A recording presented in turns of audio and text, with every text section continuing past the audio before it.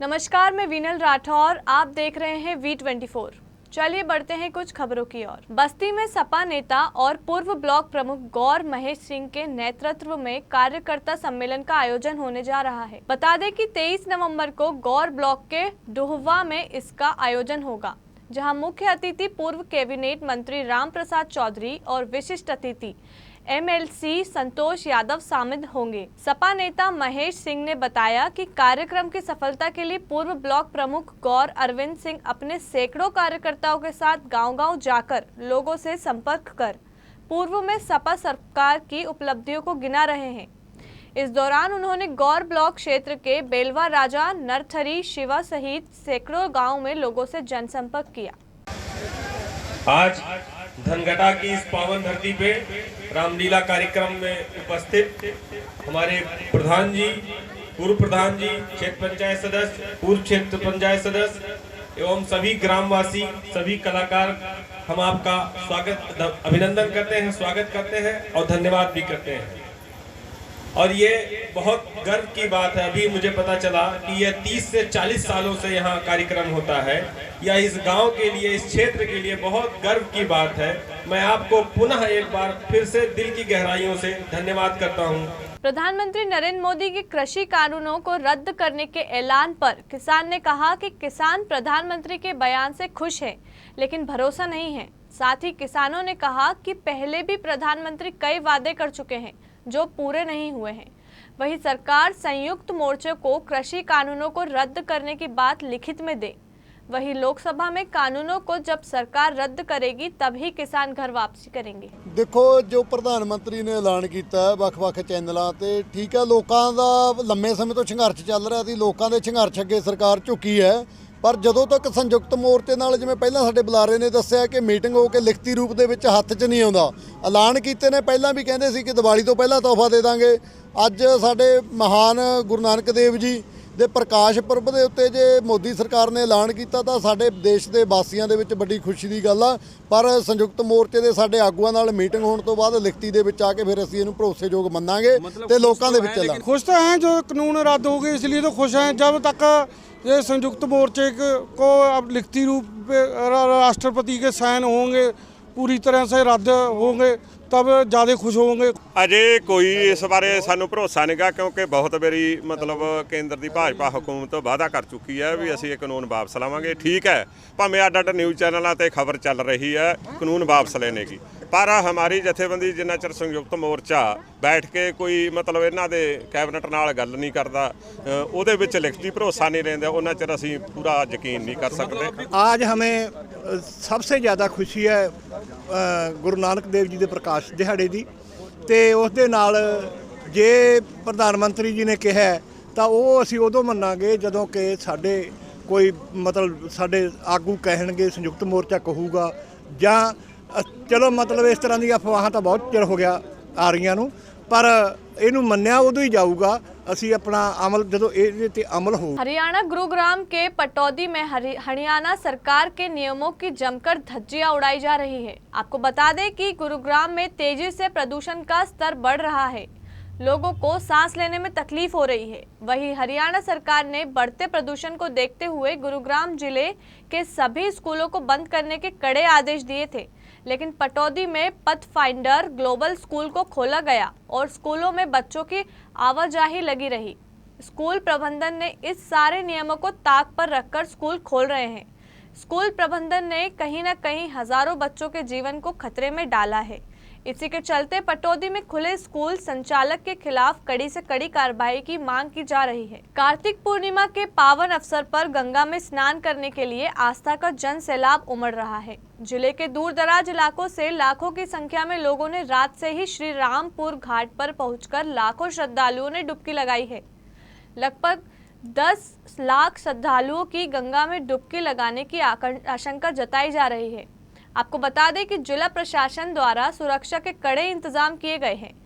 बालिया में कार्तिक पूर्णिमा का अलग ही महत्व है। ऐसे मान्यता है कि कार्तिक पूर्णिमा के दिन गंगा स्नान करने के बाद लोग दान पुण्य कर अपने परिवार की सुख समृद्धि की प्रार्थना करते हैं। साथ ही महर्षि भृगु के आश्रम में जाकर उनको जल चढ़ाने से सभी कष्टों की मुक्ति मिल जाती है। की विशेषताएं बहुत हैं, जो कि भृगु मुनि, दर्दर मुनि, ये पावन धरती है। इस पावन धरती पर जो भी स्नान करता है उसका गंगा मैया हर पापों को हर देती है। हम नगरे से आई हैं, गंगा जी अब बढ़िया महत्व है परिवार के लिए, कुशल क्षेम के लिए, परिवार की भलाई, बोला माला की भलाई के लिए, सुख शांति रहे, सुरक्षित रहे। नहाने के लिए कार्तिक पूर्णिमा। क्या महत्व है कार्तिक पूर्णिमा का? कार्तिक पूर्णिमा का बहुत बड़ा महत्व है। दर्दर मुनि के नाम से लगता है मेला, बदरी मेला। शासन की अच्छी व्यवस्था दिख रही है। उत्तर प्रदेश अयोध्या में सरयू के तट पर आस्था का सैलाब उमड़ा। आपको बता दें कि कार्तिक पूर्णिमा के स्नान दान का विशेष महत्व होता है।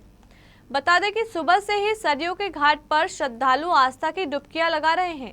कार्तिक पूर्णिमा के मौके पर श्रद्धालु सरयू में स्नान के बाद मंदिरों की तरफ बढ़े। बता दें कि अयोध्या के सभी मठ मंदिरों में श्रद्धालुओं की भीड़ के चलते प्रशासन ने सुरक्षा के व्यापक इंतजाम किए हैं। कोविड काल में सामूहिक स्नान पर प्रतिबंध लगाया गया था, लेकिन 2 साल बाद घाटों पर फिर रौनक दिखी। काफ़ी संख्या में श्रद्धालु जनपद से बाहर, इनफैक्ट राज्य से भी बाहर के काफ़ी संख्या में श्रद्धालु आते हैं। जो मेन क्राउड होता है जमा होने का वो सरयू घाट है, जहाँ आप देख सकते हैं काफ़ी संख्या में श्रद्धालु अभी भी स्नान कर रहे हैं। कार्तिक पूर्णिमा का विशेष महत्व है, जिसको लेकर के सरयू घाट पे आप साफ तौर पे देख सकते हैं कि लाखों भक्तों की भीड़ यहाँ लगी हुई है। लोग स्नान कर रहे हैं, दान पुण्य कर रहे हैं। जैसा शास्त्रों में भी लिखा है कि कार्तिक पूर्णिमा में दान पुण्य करने से जो है सहस्त्र लाभ मिलते हैं, उसी को लेकर के यहाँ पे लाखों भक्त दूर दराज से आए हुए हैं। और हमारे साथ यहाँ पे कुछ लोग भी मौजूद हैं, उनसे भी हम बात करते हैं कि क्या महत्व है पंडित जी इसका। आज के दिन, कार्तिक पूर्णिमा के दिन, सभी भक्त, सभी की आस्था यहाँ से जुड़ी हुई है अयोध्या से।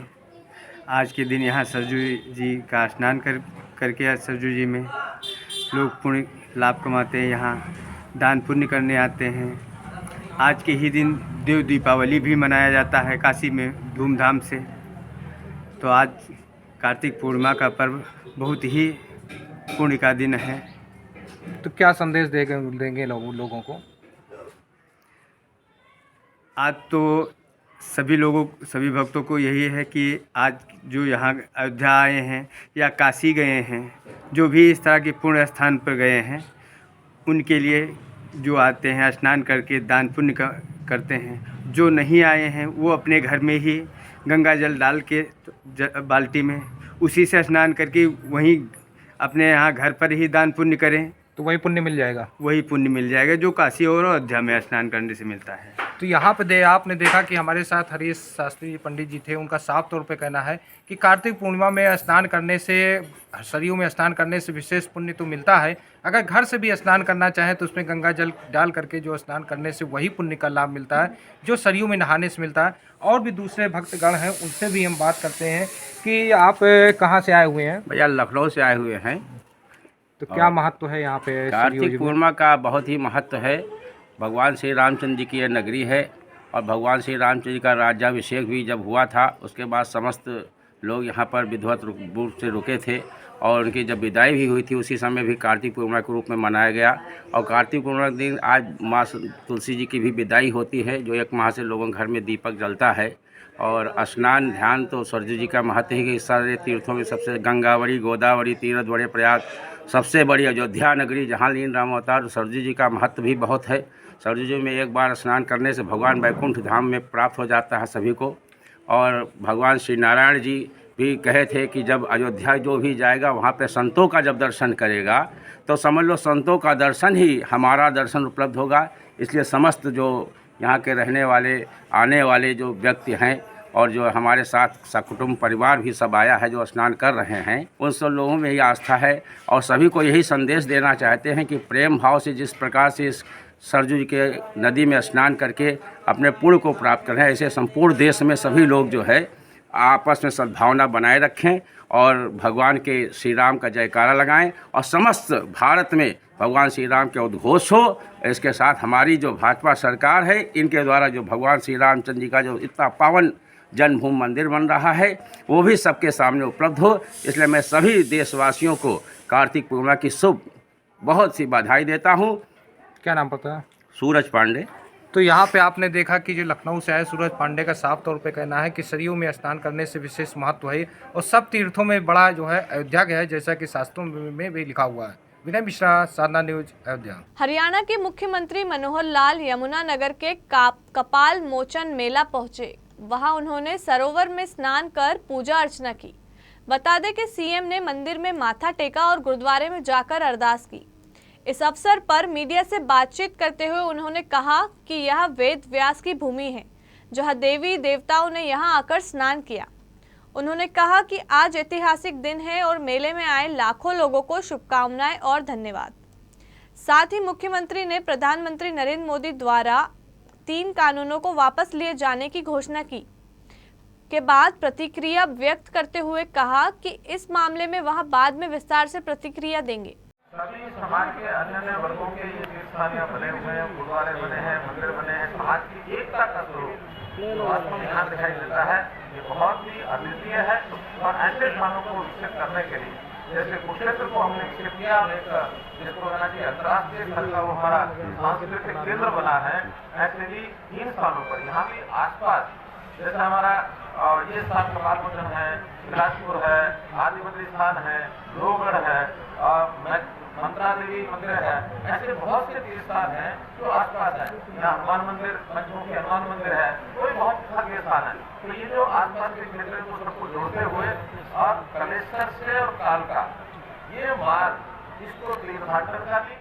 प्रधानमंत्री नरेंद्र मोदी ने राष्ट्र के नाम संबोधन में तीनों कृषि कानूनों बिलों को वापस लेने की घोषणा कर दी। उन्होंने कहा कि इस महीने होने वाली संसद के सत्र में इन कानूनों को वापस लेने की प्रक्रिया शुरू कर दी जाएगी। साथ ही उन्होंने यह भी अपील की कि किसान अब अपने घर वापस लौट जाएं, जिनको लेकर जबलपुर में भी किसान बिल वापस होने पर कांग्रेस के कार्यकर्ताओं ने खुशी जाहिर की। मिठाई खिलाकर किसान भाइयों की जीत की बात कही। बहुत ही खुशी का अवसर है। साल भर का जो दर्द था उसकी पीड़ा एक एक पल की, एक एक दिन की याद आ रही, जिस प्रकार से किसानों ने इस आंदोलन में अपने आप को समर्पित करके भोगा है। वो किसान कानून जो मोदी सरकार ने दिए थे, पर 1 साल के बाद इस बात को एहसास कर पाए कि वो कितने कानून के खिलाफ जनता है। और आज वो तीनों काले कानून प्रधानमंत्री जी ने सुबह वापस लेने की घोषणा की है। बशर्ते सिर्फ इतना है कि जो घोषणा की है उसमें कहीं कोई राजनीतिक साजिश ना हो। सरकार द्वारा बनाए गए 3 कृषि कानून को लेकर लंबे समय से विरोध चल रहा था। ऐसे में पीएम नरेंद्र मोदी ने देश के नाम संदेश में साफ कर दिया। वहीं 3 कृषि कानून वापस लेने की खुशी में संजारी बालोद के विधायक संगीता सिन्हा ने ब्लॉक अध्यक्ष तामेश्वर साहू, नगर पंचायत अध्यक्ष टीकेश्वरी साहू, कांग्रेस कार्यकर्ताओं व किसानों के साथ पटाखा फोड़कर व मिठाई बांटकर खुशी जाहिर की। केंद्र के मोदी सरकार के द्वारा पारित किसान विरोधी दमनकारी तीनों कृषि कानून के विरोध में विगत 6 जून 2020 से दिल्ली के सीएमओ पर चल रहे हैं किसान आंदोलन, जिसके अब तक लगभग 650 किसानों ने अपनी शहादत दी है। वही किसानों के संघर्ष के सामने मोदी सरकार ने घुटना टेकते हुए तीनों काले कृषि कानून की वापसी की घोषणा की। इस अवसर पर खेती बचाओ आंदोलन समिति के संस्थापक अधिवक्ता शत्रुघ्न साहू ने प्रेस नोट जारी कर बताया कि यह केवल किसानों की नहीं बल्कि संपूर्ण देशवासियों की जीत है। पिछले 1 साल से लाखों किसान दिल्ली के बॉर्डर पर संघर्षरत है। इस संघर्ष में अब तक लगभग 700 किसानों ने अपनी शहादत दिया और इन्हीं शहादतों का परिणाम है कि आखिरकार केंद्र की मोदी सरकार को किसानों के संघर्ष के सामने घुटना टेकना पड़ा। आज सुबह नरेंद्र मोदी जी ने तीनों कृषि कानून वापस लेने की घोषणा की। इस संघर्ष में खेती बचाओ आंदोलन समिति छत्तीसगढ़ के तमाम पदाधिकारियों का और इस समिति के एक एक किसान साथियों का किसानों की आवाज़ को बुलंद करने में अद्भुत योगदान रहा है। मैं किसानों के इस आंशिक जीत के लिए देश के तमाम किसान संगठनों को, नागरिकों को बधाई देता हूं जिन्होंने इस कृषि कानून के विरोध में संघर्ष जारी रखा। किंतु जब तक ये तीनों कृषि कानून संसद में रद्द न कर दिया जाए और जब तक किसानों को न्यूनतम समर्थन मूल्य की कानूनी गारंटी न मिल जाए तब तक यह संघर्ष जारी रहेगा। कौशल चंद्राकर की 3 कृषि कानूनों को लेकर प्रतिक्रिया सामने आई, जिसमें उन्होंने कहा कि किसान भाइयों, आपको इस आंदोलन को हम हजारों किलोमीटर दूर से देख रहे थे और आज हम छत्तीसगढ़ से आपको समर्थन देने आए हैं। मेरा वादा है कि छत्तीसगढ़ से बहुत से किसानों का समर्थन और सहयोग प्राप्त होगा। बता दें कि इस बीच आज सुबह केंद्र की नरेंद्र मोदी सरकार ने तीनों कृषि कानून बिल को वापस लेने का ऐलान किया है। इस दौरान छत्तीसगढ़ से कौशल चंद्राकर, रमन टिकरिहा, देवेंद्र चंद्रवंशी, योगेश्वर वर्मा एवं पुरुषोत्तम कश्यप शामिल हुए। कर्ज के ऊपर जीते हैं, कर्ज लेकर के जीते हैं, बैंकों से कर्ज लेकर के जीते हैं, साहूकारों से कर्ज लेकर के जीते हैं। हाँ, हम आंदोलनकारी हैं, हम परजीवी हैं, लेकिन यही आंदोलनकारियों से डरी हुई सरकार आंदोलनकारियों के बारे में गलत भाषा और संतापकारी भाषा का इस्तेमाल कर रही है। ऐसा इस्तेमाल करना इनके आपकी जीत, हमारी जीत सुनिश्चित है। ये सरकार हताश हो चुकी है, ये सरकार निराश हो चुकी है। डरी हुई सरकार और निराश सरकार ही ऐसी हरकत करती है। शिवपुरी के कोलरस में व्यापारी से 3 लाख से अधिक दिन दहाड़े लूट का मामला सामने आया है। कोलरस मंडी के सामने जहां पुलिस ने मुखबिर की सूचना पर आरोपियों को धर दबोचा। एसपी ने बताया कि आरोपी मौके से फरार होने के फिराक में थे। पुलिस ने एक टीम बनाकर आरोपियों को गिरफ्तार किया। साथ ही आरोपियों के पास से 1 लाख से अधिक रुपए और अन्य सामान बरामद किया। मोटरसाइकिल चक्कर मार के उसका बैग ले गए, 3 लाख रुपए के आसपास उन्होंने बताया था। इसमें हमारा जो एसपी है कोलार समन्नाथ, तो उनके डीआई आलोक भदौरिया, उन्होंने अच्छी टीम बनाकर लगातार इसमें बारीकी से लोगों से बातचीत और लगातार संपर्क करते रहे और सारे सीसीटीवी फुटेज से देखे तो इसमें फाइनली हमने 3 लोग पकड़ा गए हैं, जिनसे अब घटना में उपयोग की गई कि अपाचे मोटरसाइकिल में जब्त हुई है। पूरा घटनाक्रम यह है कि 5 लोग बिना के थे। इनको एक आदमी जो यहाँ स्थानीय था उससे ये कहा था कि इस पर 15 से 20 लाख रुपए हमारे बुनियादी के पास मिलेगा। तो वो मोटरसाइकिलें लेके आए थे 5 लोग और अभी एक मोटरसाइकिल अभी बरामद करनी, 3 आरोपी फरार है। लेकिन एक अच्छी सफलता मिली थी, एक चुनौतीपूर्ण कार्य था एक सनसनीखेज दिन लूट होने का, उसका अच्छा पर्दाफाश किया। पंधाना क्षेत्र में प्याज की फसल के उचित दाम नहीं मिलने से और प्याज की फसल खराब होने से किसान परेशान हैं। साधना न्यूज की टीम ने ग्राम सुरगांव जोशी में जाकर किसानों का हाल जाना। किसानों ने बताया कि एक और तो हमारी फसलें खराब हो गई, वहीं मंडियों में किसानों को प्याज की उपज के उचित दाम नहीं मिलने से लागत भी नहीं निकल पा रही है। शासन प्रशासन के द्वारा किसान को उचित मुआवजा देने की मांग की। आज जो किसानों की हालत है, प्याज के बारे में बहुत बेकार स्थिति है। लागत तो कुछ भी नहीं मिल रही है और जेब से घर से पैसे देने जाने पड़े। ये 1.5 एकड़ का मेरा बिल देखो, इसमें मेरे को 10,000 रुपये घर से देना पड़े। अब बताओ किसान क्या करेगा, आत्महत्या करेगा या क्या करेगा? प्याज की स्थिति वर्तमान में बहुत खराब चल रही है। उत्पादन 20-25% से ऊपर नहीं है। रहा सवाल रेट जो इंदौर मंडी में 1000, 1200, 1100 के आसपास बिक रहे हैं टोटल। किसान को आज वर्तमान में जो भाड़ा और लागत है वो भी नहीं निकल रही बराबर। 3 एकड़ में प्याज लगे, उसकी रोपाई मेरे को 20,000 रुपये लगी। उसमें प्रति एकड़ 15,000 रुपये खाद और दवाई का था और उसकी कटाई जो थी वो 20,000 थी, 18 से 20,000। और मैं इंदौर लेके गया तो मेरा बिल बना 20,000 रुपये का। उसकी कटे और छटाई में भी 3-4 हज़ार मेरी जेब से देना पड़े। सुरगांव जोशी में खड़े हैं। साधना न्यूज़ की टीम यहाँ सुरगांव जोशी आई है और यहाँ के किसानों की हालत बेहद नाजुक और ख़राब हो गई है। इनकी मुख्य फसल प्याज है। प्याज लागत से भी कम मूल्य पर बिक रही है, इनको लागत भी नहीं निकल पा रही। लाखों रुपए खर्च करने के बाद किसान आज यहाँ खून के आंसू रो रहा है। आइए हम जानते हैं प्याज के फसल के बारे में। यहाँ कुछ किसान खड़े हैं, खेत में ही हम खड़े हैं, वो बताएंगे। बताइए आप, क्या स्थिति है आपके यहाँ प्याज की? यहाँ स्थिति बहुत ख़राब है।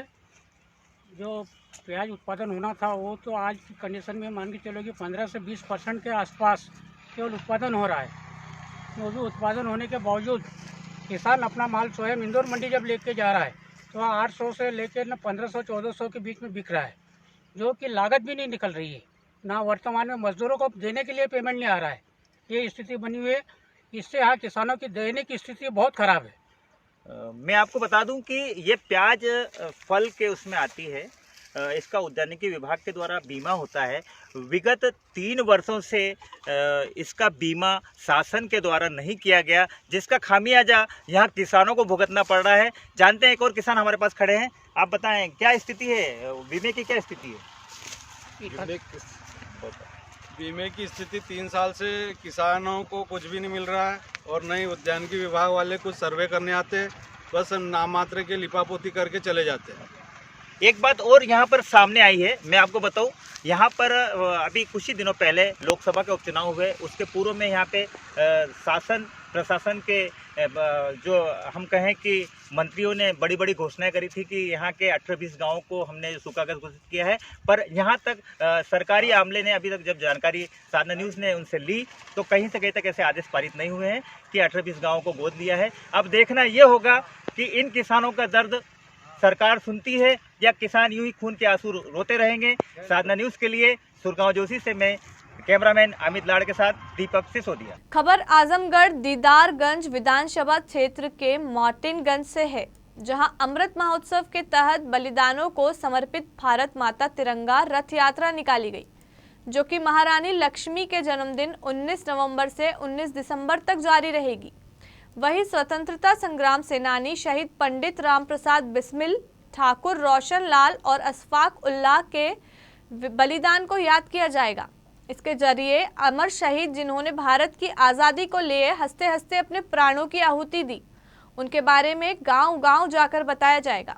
आपको बता दें कि कार्यक्रम का आयोजन स्वतंत्रता अमृत महोत्सव समिति के संयोजक प्रदीप के द्वारा किया गया है। हम लोग यहाँ आज इकट्ठा हुए हैं, आज से लेकर के यानी 19 दिसंबर से लेकर के नवंबर से लेकर के और 19 दिसंबर तक, यानी कि रानी लक्ष्मीबाई की जयंती से लेकर के और पंडित राम प्रसाद बिस्मिल जी के शहीद दिवस तक ऐसा करके एक अमृत महोत्सव का हम लोग कार्यक्रम मनाने वाले हैं। अमृत महोत्सव कार्यक्रम यानी कि ये बहुत सारे हमारे देश के लिए जो शहीद हुए हैं, बहुत सारे ऐसे शहीद हैं जिनको हम जानते हैं, जिनको पहचानते हैं, जिनका नाम समाज में लोग जानते हैं, अखबारों में किताबों में पढ़ा जाता है, लेकिन बहुत सारे ऐसे लोग हैं जो नींव के पत्थर हो गए हैं और गुमनाम हैं। वो ऐसे जो हमारे देश की स्वतंत्रता के लिए जिन लोगों ने अपने प्राणों की आहुति दी है, ऐसे स्वतंत्रता संग्राम सेनानी जो इस मार्टिनगंज, इस पूरे फूलपुर जिले में जो संघ की दृष्टि से जिला है, इस जिले में सभी ब्लॉकों में एक एक रथ निकलने वाला है और ये रथ गाँव-गाँव जाने वाला है। देवास जिले के नेमावर के नर्मदा तट पर कार्तिक पूर्णिमा पर मालवा अंचल सहित अन्य जिलों से हजारों श्रद्धालुओं का आना आरंभ हो गया था।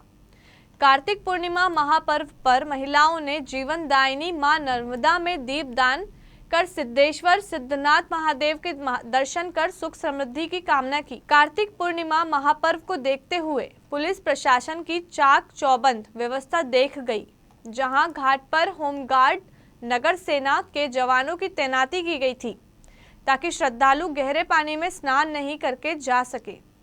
वहीं पुलिस ने कंट्रोल रूम बनाकर चप्पे चप्पे पर निगरानी की। सम्मानीय एसडीएम साहब त्रिलोचन जी गौड़ अनुअधिकारी खातेगांव के निर्देश पर एक मीटिंग ली गई थी। उसमें पटवारी नगर पालिका के सीएमओ नेमावर को निर्देश दिए गए थे कि अपने पूर्णिमा पर पर्वों पर महिलाओं को दीपदान करने के लिए अधिक से अधिक संख्या में जो आती है उनकी पूर्णतः व्यवस्था करना, प्रकाश व्यवस्था है, जल व्यवस्था है।